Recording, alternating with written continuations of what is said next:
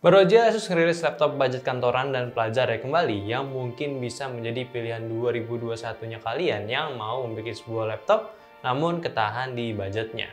Kepengen laptop yang bisa bantu kerjaan tugas office ataupun tugas sekolah kalian daripada pinjam sana sini terus. So, perkenalkan laptop terbaru Asus dengan seri VivoBook 15 A516. Apa sih yang spesial? Mending langsung aja kita bumper dulu.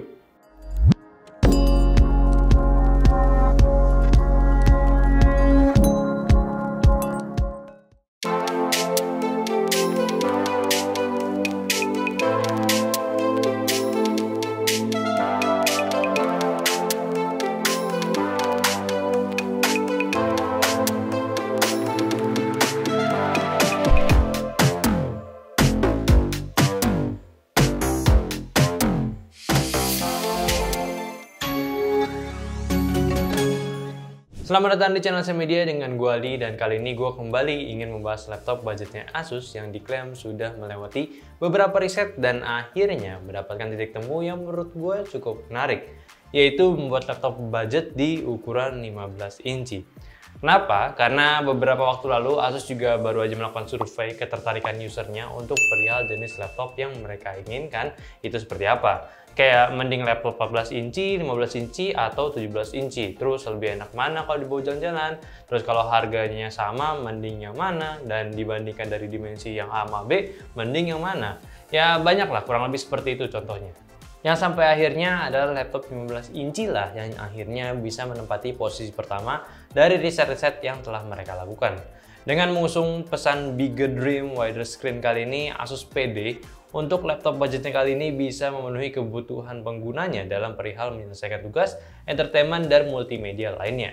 Bahkan, agar bisa menyesuaikan kebutuhan dan kemampuan calon penggunanya pun, Asus memberikan pilihan SKU di jajaran ini itu sebanyak 8 pilihan, dari start 5,2 jutaan sampai yang tertingginya di 11 jutaan doang. Dan itu pun sudah menggunakan SSD semua, jadi nyalain laptopnya cepet, copy data kencang, aktivitas lainnya pun udah nggak lemot lagi. So, yang gue pegang kali ini adalah lower level SKU-nya punya varian Intel i3 dengan storage-nya 256GB SSD dan 1TB HDD yang dibanderol cuma harga 7.599.000 aja. Dan kalau kalian kepo juga untuk varian ataupun SKU lainnya, gue tunjukin sebelah sini listnya di layar kalian dan kalian bisa cocokin nih dengan yang kalian inginkan. Lanjut, kita bahas dari desainnya. Semakin sekarang, bentukan laptop pun akan perlahan mengikuti versi premiumnya. Lebih modern, minimalis, dan nggak memiliki tampang seolah murahan. Apalagi sudah mengusung desain Nano Edge display sehingga bezel tipis dengan rasio layar bodinya itu udah sampai 83%. Ukuran layar sudah di 15,6 inci dengan panel IPS viewing angle yang cukup luas. Untuk resolusi, sayangnya di varian yang gue pegang kali ini masih di HD punya, belum Full HD lah. Ya, gue sih sedikit merekomendasikan kalian untuk ambil varian atasnya gitu, yang sudah memiliki layar Full HD. Lanjut ke bagian keyboardnya, memiliki ukuran sedikit mini daripada keyboard lainnya. Karena di laptop ini sudah mengusung hampir full layout dengan numpadnya, jadi menurut gua itu cukup wajar. Apalagi target pergunaannya ini buat di kantoran atau ke pelajar punya yang sering gunain di area Office Word ataupun Excel gitu. Touchpad standar aja cukup luas, enak dipakai, paling nggak ada tombol fisiknya aja. Lalu fingerprint absen juga untuk varian yang ini, namun kalau kalian ambil spek di atasnya, akan mendapatkan fingerprint scanner di area touchpadnya yang bisa diintegrasikan dengan Windows Hello untuk perihal privasi. Soal port, di sisi kanan terdapat dua USB-A 2.0, audio combo jack, micro SD slot, dan indikator laptop. Lalu di sisi kiri terdapat power port, USB-C 3.2, satu USB-A 3.2, dan HDMI port. Cukup komplit untuk sebuah laptop budget, diberikan 4 buah USB port. Jadi kalian bisa kombinasikan untuk peripheral lainnya atau mungkin aksesoris laptop lainnya seperti printer lah umumnya. Pilihan warna VivoBook 15 A516 ini memiliki dua jenis pilihan, transparent silver sama slate gray. Sedikit mirip memang karena sama-sama warna abu-abu. Cuma yang gue suka di sini untuk laptop budgetnya itu sudah memiliki kualitas yang baik bahkan dari segi durabilitasnya. Mereka menambahkan 3 proteksi tambahan di sisi dalamnya yang bisa menjaga hard disknya tidak mudah terguncang dan chassis tambahan di area keyboard dan di samping displaynya agar lebih rigid dan tidak meleot-leot. Ke bagian forma, pertama-tama gue jelasin dulu SKU yang gue pegang kali ini. VivoBook 15A516 varian yang gue pegang kali ini menggunakan CPU Intel Core i3 Gen 10 1005G1 dengan grafisnya Intel USD Graphic, RAM 4GB dan storage-nya 256GB SSD dan 1TB HDD.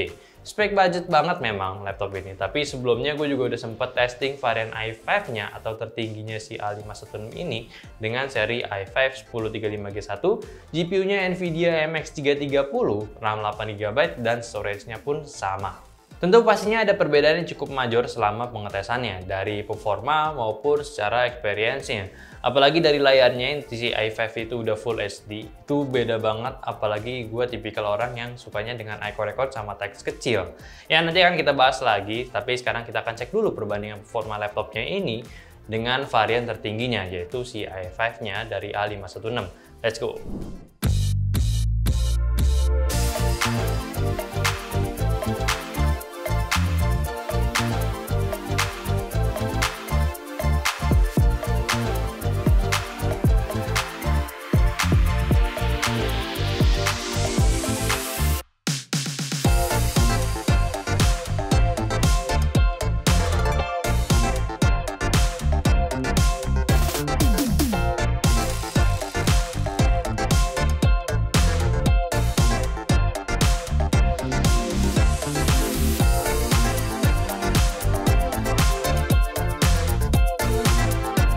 So langsung ke pembahasan selanjutnya, dan laptop VivoBook 15A516 ini memang bisa jadi pasangan baik kita dalam membantu menyelesaikan tugas. Apalagi di desainnya sekarang yang memiliki ukuran lebih besar yaitu 15 inci, tentu jika dalam ruang lingkup pekerjaan, area belajar kita ataupun area bekerja kita pun jadi lebih luas daripada layar 14 inci.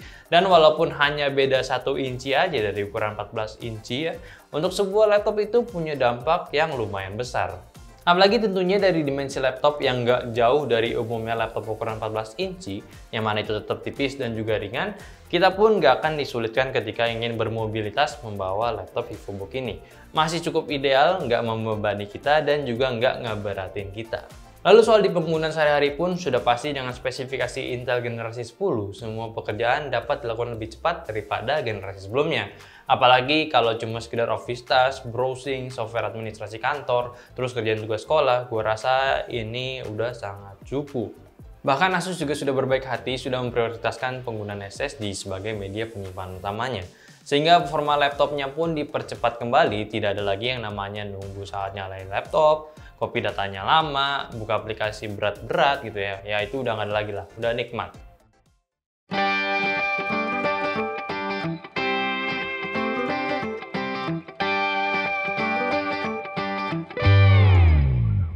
Dan kalau ditanya, mending SKU mana nih buat kalian pilih?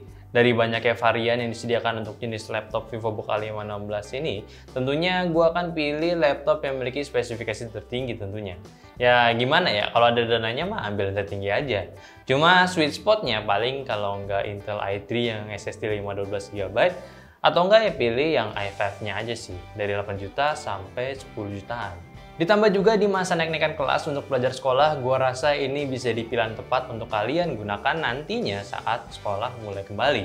Buat yang masih sekolah online, tenang aja, laptop ini anti-lag lah buat online learning. So mungkin itu aja review gue dari laptop Asus VivoBook 15A516. Terima kasih udah dengerin opini gue, silahkan komentar aja kalau misalkan kalian punya pendapat ataupun mau bertanya, atau mungkin mau ngasih kritik ataupun saran pada video kali ini. Dan udah gitu aja, like videonya kalau kalian suka, subscribe terus channel SM Media, dan jangan lupa juga join Discord kita yang linknya di deskripsi. Gue lupa terus gitu ya. Dan udah begitu aja, di sini ada gue Ali sebagai hostnya dan kameramen dari sini ada Jati. Sampai jumpa di video selanjutnya. Bye bye.